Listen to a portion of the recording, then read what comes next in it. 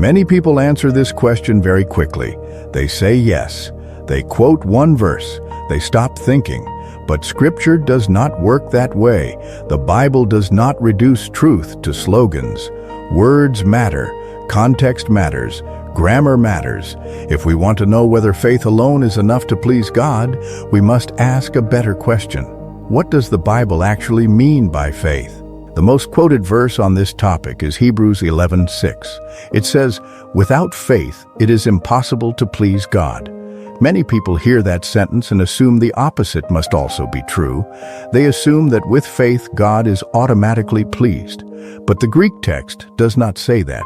It says faith is necessary. It does not say faith is sufficient. Those are two different ideas. The Greek word translated as faith in Hebrews 11:6 is pistis. This word does not mean belief without action. In Greek usage, pistis refers to trust that produces loyalty.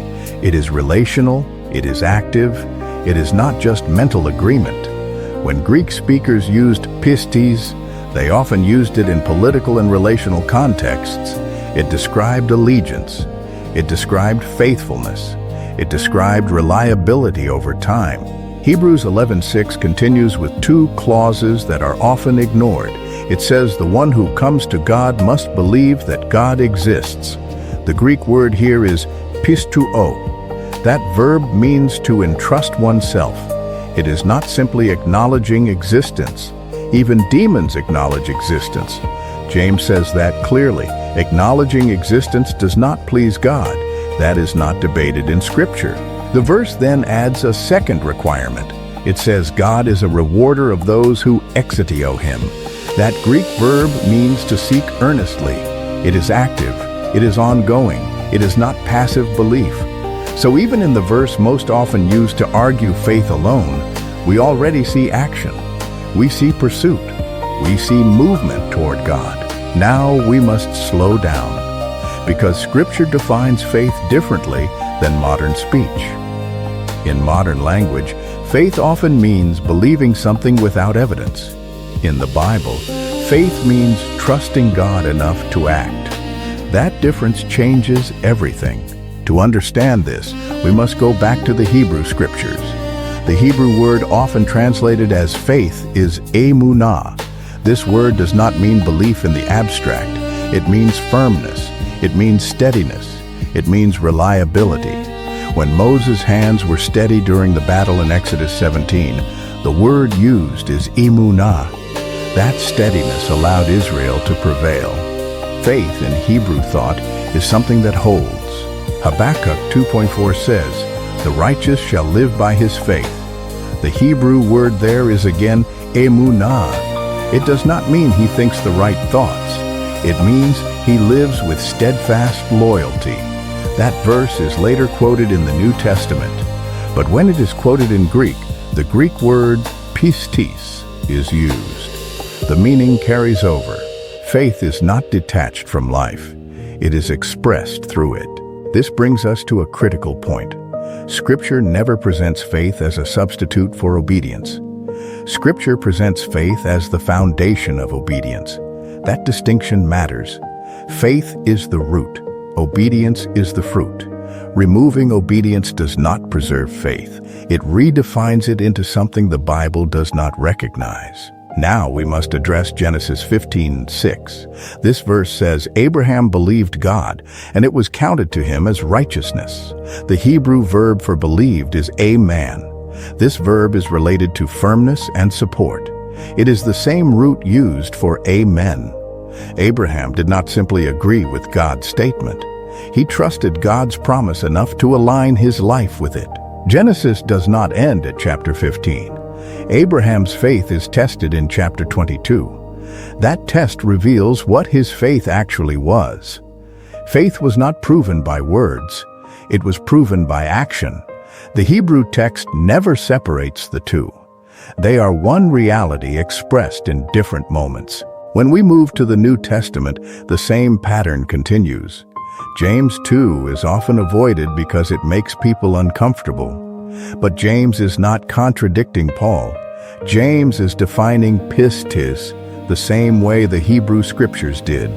He says faith without works is dead. The Greek word for dead is nekra. Dead faith is not weak faith.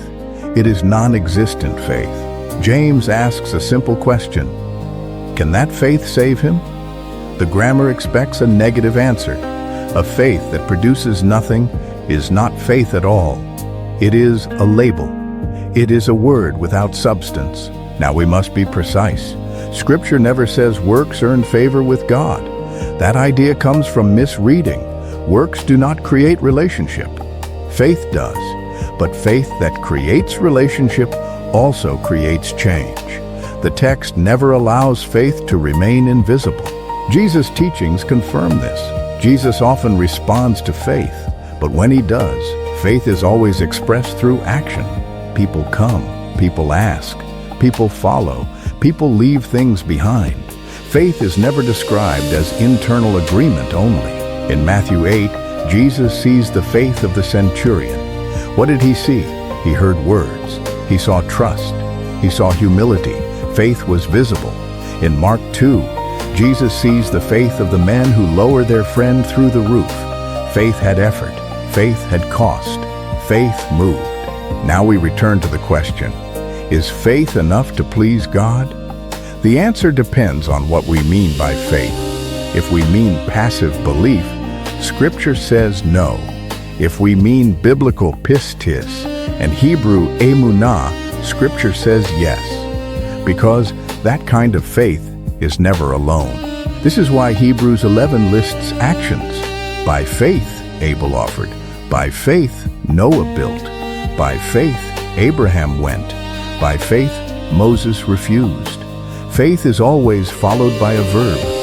The structure of the chapter teaches us how the word works. We must also address a common misunderstanding. People often think obedience cancels grace. Scripture never says that. Grace establishes relationship. Obedience flows from it. The Greek word for grace, charis, refers to favor given freely. But favor given freely does not remove expectation. It creates loyalty. In the ancient world, grace created obligation, not entitlement.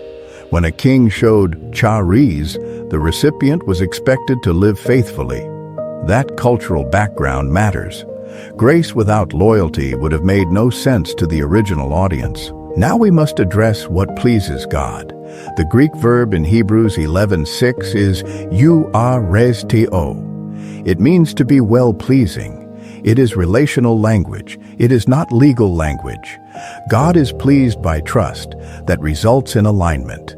That is consistent across Scripture. Micah 6:8 says God desires justice, mercy, and humility. None of these are mental states. They are lived realities. The Hebrew verbs there describe action. Faith that does not touch life does not meet the biblical description. This brings us to a careful conclusion. Scripture does not teach that faith plus nothing pleases God. Scripture teaches that faith that trusts God enough to follow Him pleases God. The faith is primary. The obedience reveals it. We must not go beyond the text. Scripture does not rank people. Scripture does not measure performance. Scripture does not define exact outcomes.